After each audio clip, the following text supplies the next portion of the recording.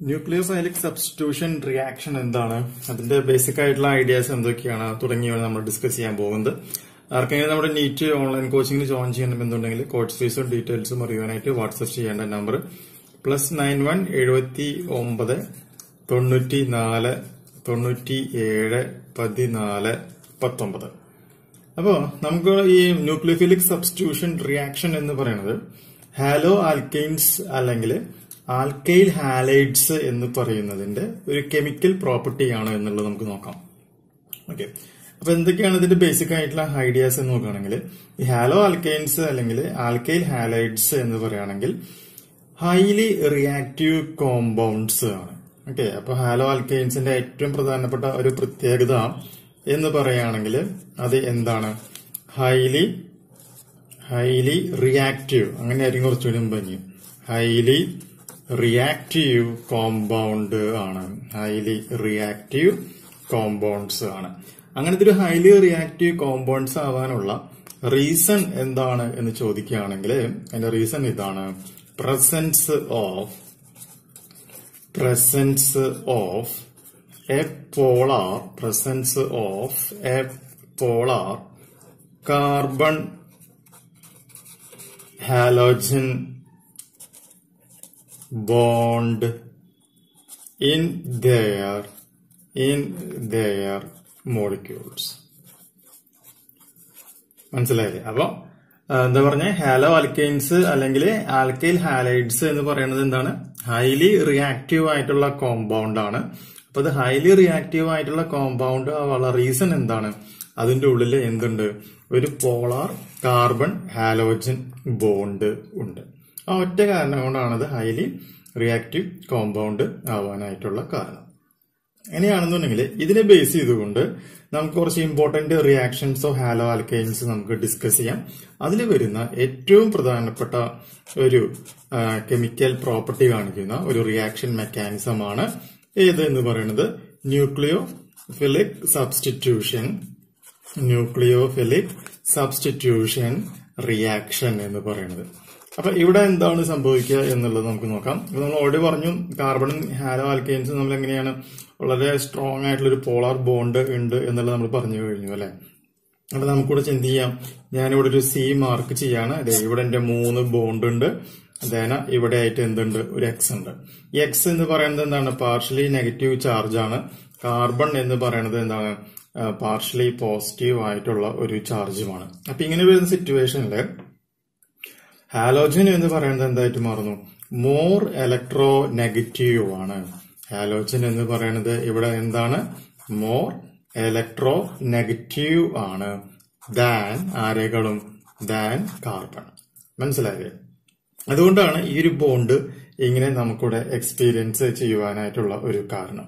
അപ്പൊ അതുകൊണ്ട് കാർബണിന് ഇവിടെ പാർഷ്യലി പോസിറ്റീവ് ചാർജ് ആയിരിക്കും. എന്താണ് ഹാലോജൻ എന്ന് പറയുന്നതിന് എന്തായിരിക്കും? പാർഷ്യലി നെഗറ്റീവ് ചാർജ് ആയിരിക്കും. അപ്പൊ ഇങ്ങനെ ഒരു സിറ്റുവേഷൻ ഉള്ളത് കൊണ്ട് എന്ത് സംഭവിക്കും? കാർബൺ ആറ്റത്തിന് എന്തുണ്ടായിരിക്കും? ചെറിയ ഒരു സസെപ്റ്റബിൾ ഉണ്ടായിരിക്കും. എന്തിനാണ്? ടു അറ്റാക്ക് ബൈ ന്യൂക്ലിയോഫിലിക് റിയേജന്റിന്. അപ്പൊ കാർബണിനോട് പാർഷ്യലി പോസിറ്റീവ് ചാർജ് ആണല്ലോ. അതുകൊണ്ട് എന്ത് സംഭവിക്കും?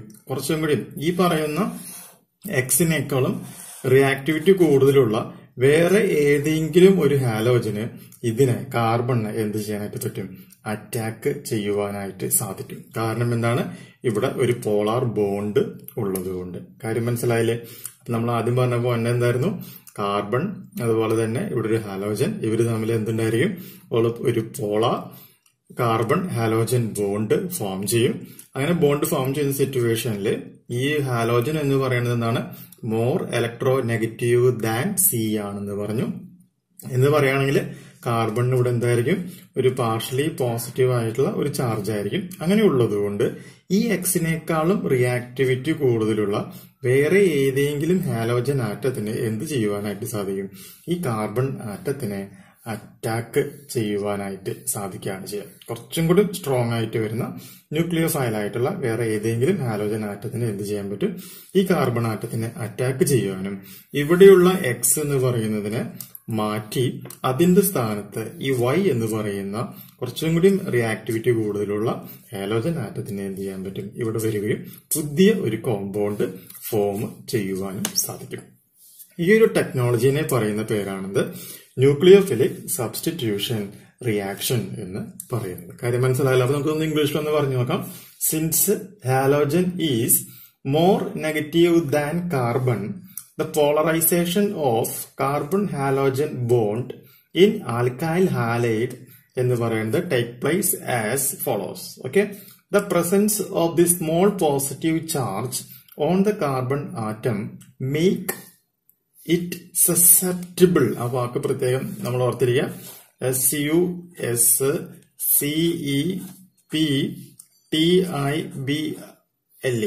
Okay, the presence of the small positive charge on the carbon atom makes it susceptible to attack by nucleophilic reagents. Attack by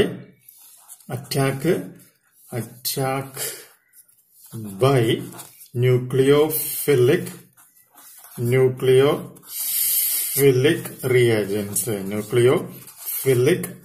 reagents. Thus, when a strong nucleophile approaches the positively charged carbon of the alkyl halide, the halogen atom, the halogen atom is replaced and a new bond is formed between the carbon and incoming nucleophile. കാര്യം മനസ്സിലായാല്. അപ്പൊ strong ആയിട്ടുള്ള ഈ എക്സിനേക്കാളും strong ആയിട്ടുള്ള ഏതെങ്കിലും ഒരു nucleophile വരികയാണെങ്കിൽ bond break ചെയ്ത് ഇയാളെ കളഞ്ഞിട്ട് പകരം എന്ത് ചെയ്യും, പുതിയ ഒരാള് ഇവിടെ വന്നിട്ട് ചേരുകയാണ് ഉണ്ടാകുന്നത്. ഈ ഒരു ടെക്നോളജിനെ പറയുന്ന പേരാണിത് ന്യൂക്ലിയോഫിലിക് സബ്സ്റ്റിറ്റ്യൂഷൻ റിയാക്ഷൻ എന്ന പേരിൽ അറിയപ്പെടുന്നത്. ഓക്കെ, ഇനി നമുക്കൊരു എക്സാമ്പിൾ നമുക്കിവിടെ ജസ്റ്റ് മാർക്ക് ചെയ്യാം. ഇവിടെ ഒരു സി ഇവിടെ ഒരു എക്സ് പ്ലസ് ന്യൂക്ലിയോഫൈലിക് എന്ന് പറയുമ്പോൾ NU മൈനസ്. ഇതിനെ NU മൈനസിനെ പറയുന്ന പേരാണ് എന്ത്, ന്യൂക്ലിയോഫൈൽ എന്ന പേരില് നമ്മൾ റെപ്രസെന്റ് ചെയ്യുന്നത്.